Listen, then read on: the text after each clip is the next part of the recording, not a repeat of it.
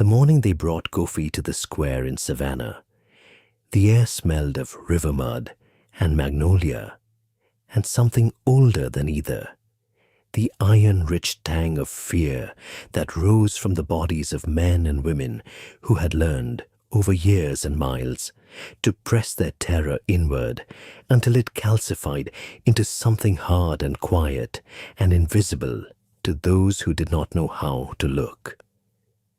Kofi knew how to look. He had learned it first as a boy in the Asante Highlands, watching the village elder interpret the silences between men arguing over water rights. He had sharpened it in the hold of the ship, reading survival from the postures of sailors who came below deck. He had refined it on the Beaumont plantation in Virginia, where every twitch of the overseer's jaw meant the difference between a meal and a beating. By the time he arrived in Savannah at the age of 23, sold down the river for reasons he was never told, Kofi Mensah had become, without intending to, the most precise reader of human beings that the Georgia coast had ever failed to recognize. He stood on the platform and looked out at the men who had come to bid on him. There were perhaps 40 of them, planters in wide-brimmed hats, their faces sun-darkened to the color of old saddle leather. Overseers with their particular brand of restless authority, always touching their belts. A few merchants who wanted house servants or skilled laborers. Kofi did not look at them the way the auctioneer hoped he would, with downcast eyes and performing humility. He looked at them carefully, which an observer might have mistaken for arrogance if they had not noticed that his face remained entirely neutral, a polished surface that gave nothing back. He observed. A heavy-set man in a grey coat, third from the left, kept his arms crossed and his weight on his right foot. He was not interested in buying. He was there because someone had asked him to report what was available, and he resented the errand. His name, Kofi would later learn, was Aldous Trent, manager for the Whitfield estate. A younger man near the fountain, perhaps 30, with reddish hair and a quality of intense concentration that he was trying to disguise as casual browsing. His hands were too still. Men who truly weren't interested did not work so hard at stillness. He wanted something specific, and he was afraid of wanting it too obviously and driving up the price. His boots were good, but his coat was last season's cut. He had money, but not unlimited money. An older man, white-haired, standing alone at the back of the crowd, watching Kofi with an expression that was neither the calculating appraisal of commerce nor the blunt hunger that Kofi had learned to identify and dread. The expression was something closer to recognition, as if the old man saw something in Kofi's face that he had been expecting to find and was not surprised to have found it. His name, Kofi would learn in an hour, was Edmund Hartley. He grew Sea Island cotton on a plantation called Greyfield, 12 miles from the city. Edmund Hartley bought Kofi for $430, which was more than the auctioneer had expected and more than Kofi had brought at any previous sale. Afterward, riding in the wagon toward Greyfield, while Kofi sat in the bed with his wrists unbound, Hartley had a reputation for small gestures of this kind. The old man said, without turning around, "You were looking at us." "Yes, sir," Kofi said. "Most won't meet your eyes at all." Kofi said nothing. "Can you read?"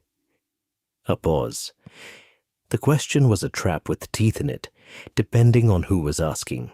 Kofi read the set of Hartley's shoulders, the quality of the question itself, the genuine curiosity in it, the absence of the particular tension that preceded punishment. "Some," he said. "Letters, a few words." Hartley seemed to file this away. My wife will want you in the house. She has ideas about training house servants. Properly, I'm telling you now, so you won't be surprised when she starts. Yes, sir. She'll test you. She tests everyone. I understand. Hartley turned around then, for just a moment, and looked at Kofi with that same expression of quiet recognition. I don't think you do yet, he said, but you will. It began with small things, as reputations always do. The first incident that people remarked on involved a field hand named Samuel, who was planning to run. He had said nothing to anyone, had deliberately kept his thoughts wrapped so tightly inside himself that even his wife didn't know. He had a plan, a route, a contact in Savannah. He had been careful for 3 months. Kofi, who worked in the house now, passed him in the yard one afternoon and said quietly, without stopping walking, "Wait till after the first frost. The dogs won't hold a scent in the cold." Samuel froze. He stood in the yard for a long moment, trembling, certain he had been exposed, certain this man, he barely knew, had seen all the way into his chest and read the secret written on his heart. He told no one what had happened, but the terror of it lived in his face for days, and others noticed without knowing why. When he did run, 3 months later, after the first frost, and made it to Ohio, the story of what Kofi had said became legend on the plantation, growing with each telling. The second incident involved Mrs. Hartley. Eleanor Hartley was a woman of tremendous interior life and modest exterior expression. She had been raised to show nothing and had perfected the practice to an art form. She could conduct an entire conversation about the weather, while her mind executed complex calculations about crop yields, household economies, and the shifting social landscapes of low country Georgia. She was also, though she would never have named it this way, profoundly lonely. Her husband was a distant and preoccupied man. Her children were grown and gone. She poured her unused intelligence into the management of the household with a precision that left no room for error and no outlet for grief. Kofi served at her table for 3 weeks before he said anything beyond "yes, ma'am" and "right away." On a Tuesday evening in October, while clearing the soup course and with no one else in the room, he said, "The jasmine tea, ma'am. The one your sister sent from Charleston last Christmas. There's still some left in the blue tin in the pantry. It might help you sleep." Eleanor Hartley sat very still. She did not ask how he knew she wasn't sleeping. She did not ask how he knew about the jasmine tea, which she had put away because drinking it made her think of her sister, who had died in March, which was why she couldn't sleep. She looked at Kofi for a long moment, and something passed between them that was not quite what either of them would have called understanding, but was in that neighborhood. "Thank you," she said. She didn't tell her husband about the exchange, but she told her friend Caroline Moss at a tea 3 days later, in a version that had already been edited for the telling. "He knew I wasn't sleeping. He knew exactly what I needed." And Caroline Moss told 2 other women, and within a month, the story circulating through the plantation houses of the Georgia coast was that Edmund Hartley had a house slave who could read minds. What Kofi actually possessed was not magic. It was, in fact, something more impressive.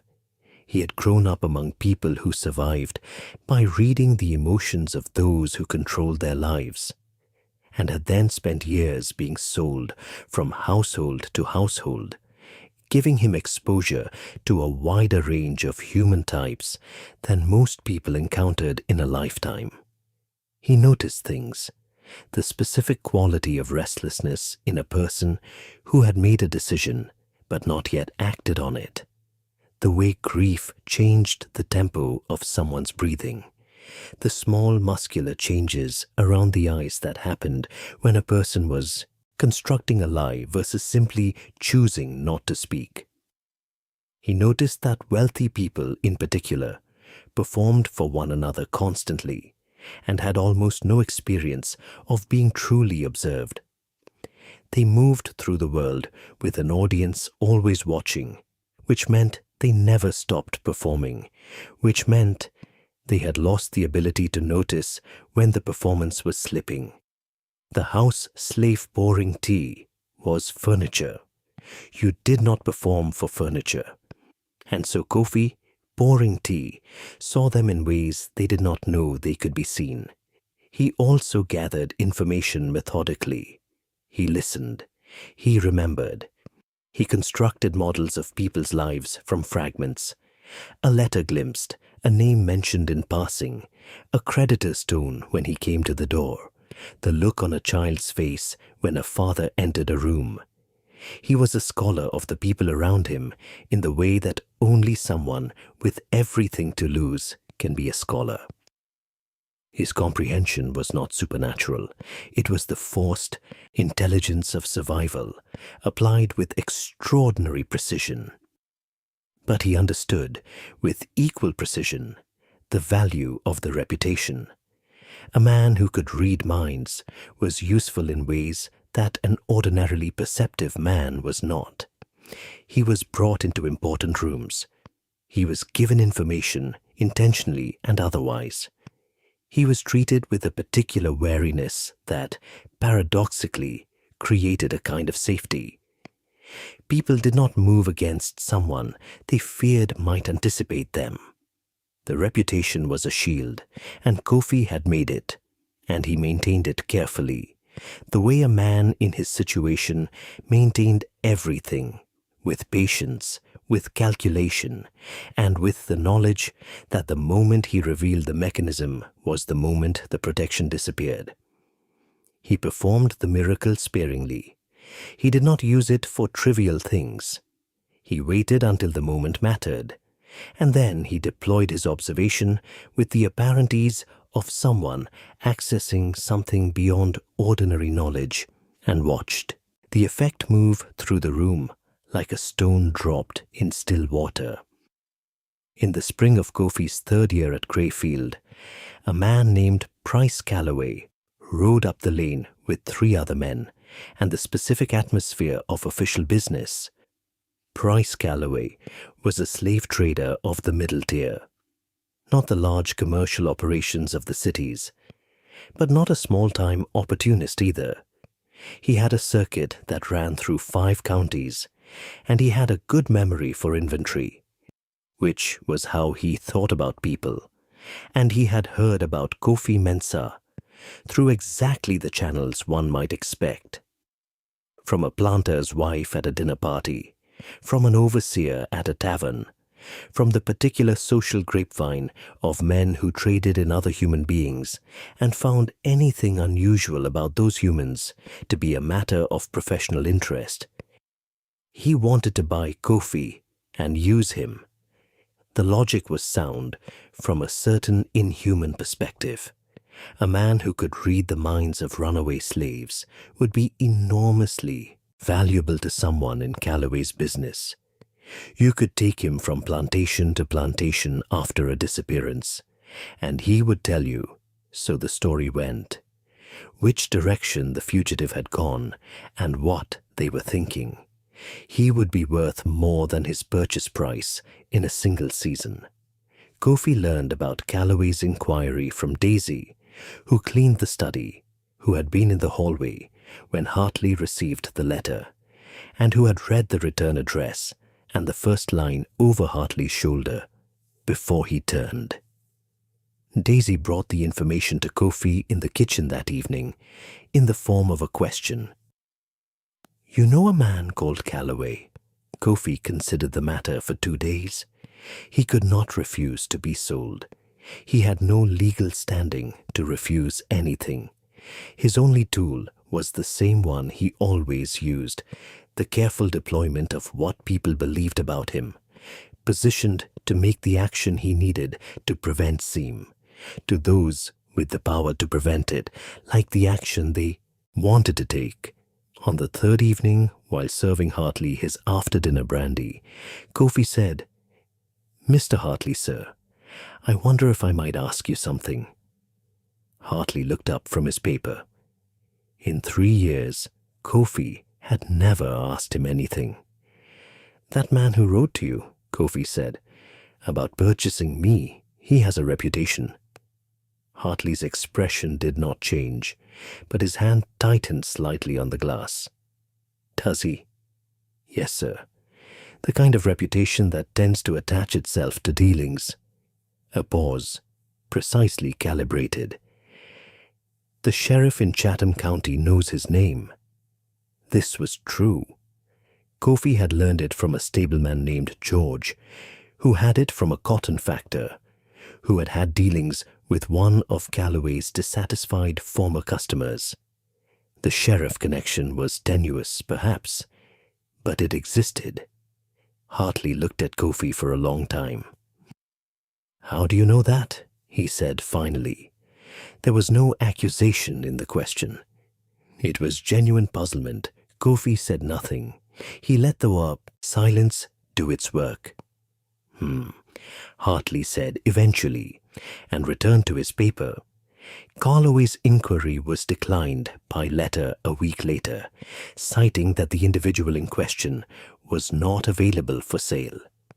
Whether Hartley believed Kofi had read his correspondence, or read his mind, or simply had access to some knowledge that defied ordinary explanation, he never said. What he said to his wife that night, and which Daisy heard, was, "I won't sell that man to Bryce Calloway. I don't need the trouble." There was another man at Crayfield who understood what Kofi was doing, and had understood it almost from the beginning. His name was Solomon.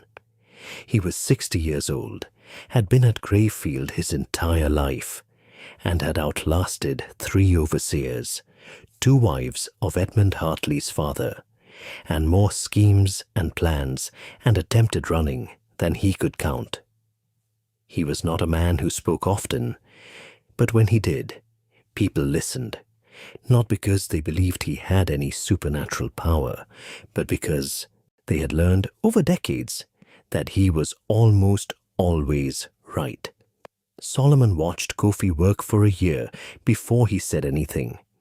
They were shelling peas together in the kitchen garden on a hot July afternoon, sitting in the shade of the big oak, and Solomon said without looking up, "You know they're gonna start believing it themselves eventually."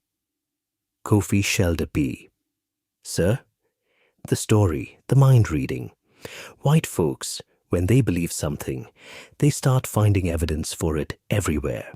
Pretty soon you say something that turns out to be wrong, and they'll say you were tired, or you were being modest.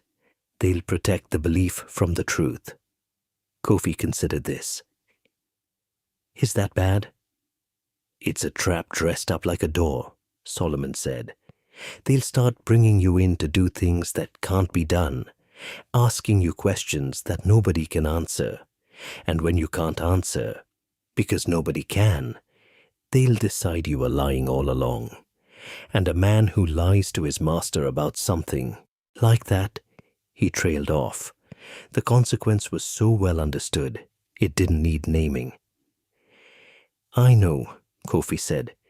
"Do you?" "I know how to be wrong in the right direction," Kofi said. "I know how to make the uncertainty seem like part of the gift, like it's real, but it doesn't always come when called, like the spirit of it." Solomon was quiet for a while. "That's smarter than most," he allowed. "I learned from careful men." "You learned from fear," Solomon said, not unkindly. "Same school all of us went to." He was quiet again for a moment. "You got family somewhere?" "I don't know," Kofi said. It was the truest thing he had said to anyone in 3 years. Solomon nodded. "My son ran 8 years ago. Got to Canada, I heard. Last I heard. I don't know anything newer than that. He split a pod with his thumb. I used to think about running myself. Couldn't read anybody's mind, but I watched enough faces to know which overseer was likely to look the other way and when. I had it, planned out twice. He paused. But I'm 60 now. A man of 60 isn't made for running. You could go slow, Kofi said, slow as you needed. Solomon looked at him. For a moment, something moved in the old man's face. Some flash of the young man he had been, who had planned his escape twice and set it aside twice and carried the grief of that choice for decades. Then it was gone. No, he said. No, I don't think so. He went back to the peas. But you could. In the autumn of his 4th year, the harvest done and the plantation settling into its winter rhythms, Kofi began to plan in earnest. He had, by this point, a geography. He knew which roads ran north. He knew the patrol schedules for the 2 counties between Grayfield and the Savannah River. He knew a name in the city, a free black man named Thomas Cato, who ran a cooperage on the waterfront, and who, according to information passed through 3 hands in a chain Kofi had spent a year constructing, had connections to people who moved people. He had money, $7 and some cents, accumulated over 4 years from the occasional coin left in gratitude by a guest, from the small economic life that existed even in bondage if you were careful and patient and knew how to make yourself useful to people who had cash. He had, perhaps most importantly, a reputation that meant the Hartleys had stopped thinking of him as a flight risk. Men who could read minds did not run, in the logic of the people who owned them. What would such a man run toward that he couldn't already see? The belief in his power had made them comfortable, which had made him invisible in the particular way that mattered for what he needed. He spent his last night at Grayfield, sitting outside behind the kitchen building, looking at the stars. The sky was cold and clear. The Big Dipper was where it always was, pouring its light northward. Solomon came and sat beside him. Neither of them spoke for a long time. You could stay, Solomon said eventually. It's not the worst place. No, Kofi agreed. It's not the worst place. But it's not mine. Solomon nodded slowly, the nod of a man confirming something he had known already. You read that letter in the study, didn't you? About Calloway. Yes. That wasn't mind reading. That was Daisy? Yes. And the thing about Samuel and the frost. You didn't know he was running. You just knew what running looked like, and you gave him advice in case. Kofi was quiet for a moment. He made it, he said. I know he made it. Solomon turned to look at him. In the starlight, his face was difficult to read, and Kofi, who could read almost everyone, found that he didn't try. Some things you looked at straight. Was any of it real? Kofi thought about the question. I don't know what you mean by real, he said finally. Did you ever know something you shouldn't have known? Something nobody told you, and you didn't read and you didn't figure out from watching? Something that just came. A long pause. The stars moved their slow half-inch across the sky. Once, Kofi said, in Virginia, a woman on the plantation, her daughter was sold away when she was 3 years old. 15 years later, maybe, a man came through to buy timber. I looked at him and I knew, not guessed, knew. I told her, that man's daughter, ask him her name. Solomon waited. Her name was Ruth, Kofi said, and the timberman's daughter was Ruth. And she was 18 and in good health, and he knew exactly where. He let the silence breathe. They didn't get to see each other, but she knew. Solomon was still for a long time. He said. So I don't know, Kofi said. I don't know what the line is between watching and knowing. I don't know if there's always a line. No, Solomon agreed. I don't suppose any of us do. They sat there in the cold for another hour, until the quarter moon rose, until the kitchen fire across the yard burned down to coals, until the plantation was as quiet as it ever got. Then Kofi stood, and Solomon stood, and they embraced briefly, awkwardly, in the way of men who have not had much practice with tenderness. The frost is 2 weeks away, Solomon said. Take your coat.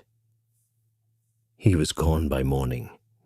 The Hartleys discovered it at breakfast, when Daisy came in looking pale, and Edmund Hartley read the trouble in her face before she said a word.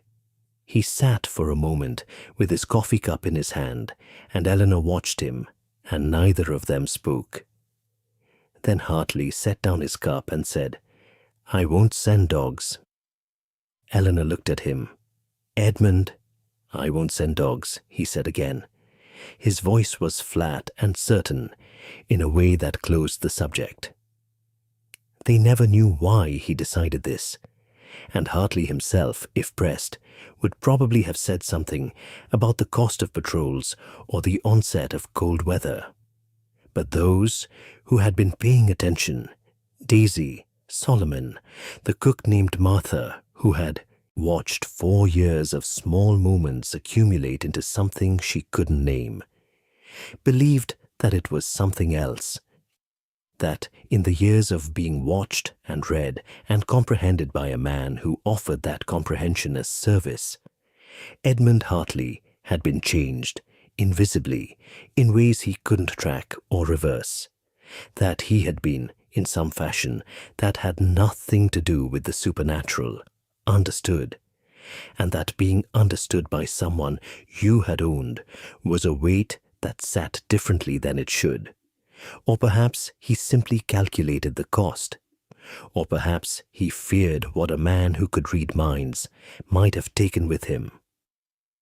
The story about Kofi lived on in the county for years. It grew as stories do, until the version told at dinner tables a decade later involved prophecies and healings and a white light seen over the slave quarters on the night he left. The true version: a careful man who watched faces and gathered information and used the gap between what people believed and what was true to keep himself alive long enough to become free, was quieter and more astonishing, and nobody told it, because the people who knew it were not the people whose stories got told. Solomon lived to see the war end. He was 73 years old, and when he heard the news, he sat outside behind the kitchen building in the same spot where he and Kofi had watched the stars, and he stayed there for a long time without speaking. Martha brought him his supper eventually and asked if he was all right. I'm thinking about a man I knew, he said. A good man, Solomon considered. A careful one, he said. The most careful man I ever met. He picked up his fork. In the end, I think that's the same thing. Kofi Mensah crossed into Ohio in December of 1847. Records in Cleveland show a man by that name working as a carpenter's assistant in 1848 and later as a translator, as he had taught himself enough languages on the road to make himself useful. He died in 1891 at the age of approximately 67, survived by a wife and 2 children. His obituary in the Cleveland Gazette described him as a quiet man, a good neighbor, a man who had the unusual ability of making people feel that they were being listened to. He never told anyone what he had done, but his daughter, many years later, said that her father had a gift. He always knew what she needed before she said it, and he was always right, and she never could explain how he did it. She had decided, she said, that some things were not meant to be explained.